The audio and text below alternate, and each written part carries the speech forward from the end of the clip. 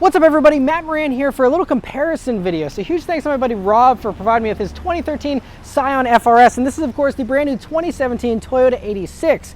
So, obviously it's the same car, but they've made a few nice changes to it here, and of course with the demise of Scion last year, now it is a Toyota. And so that's, I'm just gonna go through all the differences you see here between these cars and what they've changed on the outside, on the inside, and performance-wise. So first off, right up front here, you can see obviously starting with the 2013 FRS here, you have a more pointy front bumper there, and you can see obviously the Scion badge, and your turn signals are located down there in the lower part of the bumper. On the new 86 here, you see this is just black plastic. The turn signal is actually incorporated in the headlight now, and of course the front bumper is different. You have a Toyota badge, of course, but you can see that bumper has some more angles to it there towards the bottom. And overall, I think it's actually a pretty good look, but of course it's all personal taste and preference. But I personally actually prefer the looks here. I think it looks a little more Lexus, a little more premium and newer here. Obviously they wanted to update the look, and I think they did a very good job with that.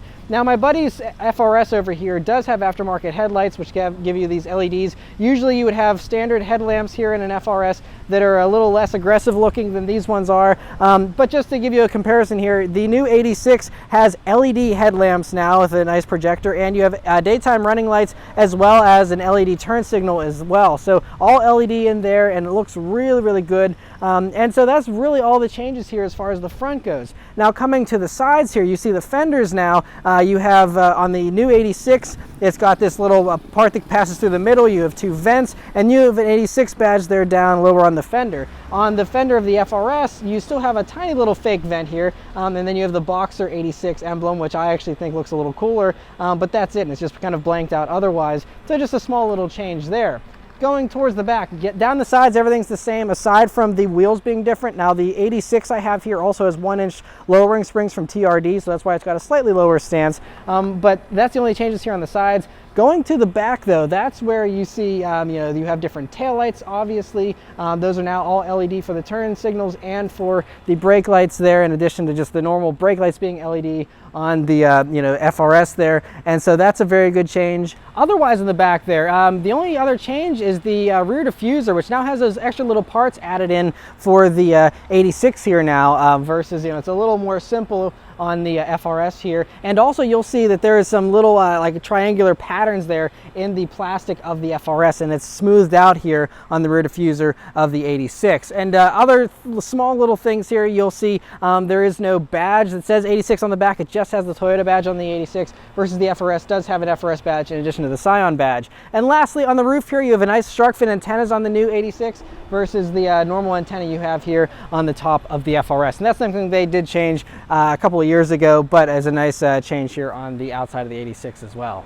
Now, as far as performance stuff goes between these two cars, now the main changes here are there's 5 additional horsepower and 5 additional pound-feet of torque here on the 86 over the FRS. That's something new for 2017 here. And those changes for the power come from 2 different things. First, there's a new intake manifold, which as you can see on the FRS is plastic, and you also see a little engine cover type thing there on the FRS. Here on the 86, you can see there is no little engine cover, but it's that it's an aluminum that's kind of anodized, and it's crinkle coated red there, and does look good. And so that helps with the better breathing that this now gives you the additional 5 horsepower. There's also a revised header design, which is obviously harder to see here from the top of the car, but that also helps give you that additional bit of breathing so that you have the additional 5 horsepower and 5 pound-feet of torque.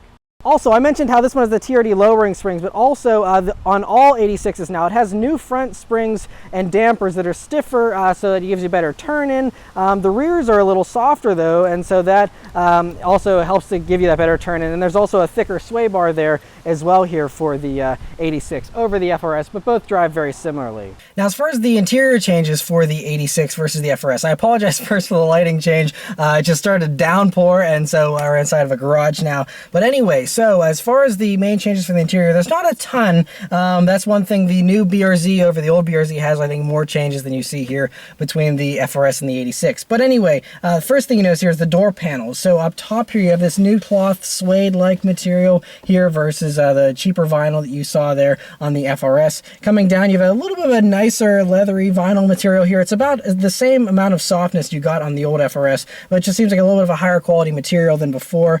So that's nice to have. And then coming over to this speaker grill area, you can see now you have some nice padding here, which was something they added for 2016.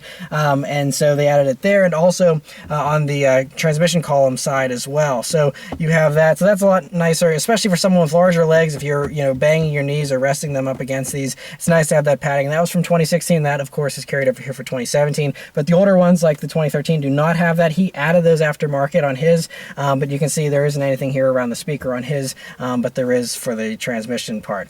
Anyway, next is these seats, which are a little bit different here. So it's not a huge difference, but what you do see is that on the FRS, though, you had the little bit of red accents here by the shoulders, and this is just the same color cloth, but the cloth is nicer here in the 86, I think. You have a little bit of a coarser material here in the center that I think breathes a little bit better, and then you have just the plain black cloth here, and then you have silvery stitching instead of the red stitching you see everywhere in the FRS, which again just comes down to personal taste. But the cloth in the FRS is still nice, but it's just the same material all throughout here, really, and so I don't think it breathes quite as well. It gets a little hotter in the summer, but that's just my personal opinion, but just, a little difference there.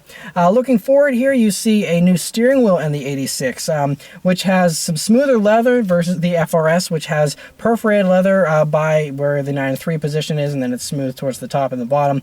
But nice to have that at least there. You also have the silvery stitching versus red stitching there on the wheel of the FRS. And then you can see they added audio controls here on the one side of the steering wheel for the 86 versus there's no steering wheel controls at all or any controls on the FRS steering wheel. And so there is a blank part here on the 86 on the right hand side that it'd be nice if it was proportional and they put something there. But anyway, just some differences there. But it's the same thickness, the same feeling of the wheel. It's just differences in leather quality and some of the materials here as far as this little plasticky metal type part here by the airbag cover and whatnot. And you of course have the 86 badge here in the middle versus the Scion badge on the other one.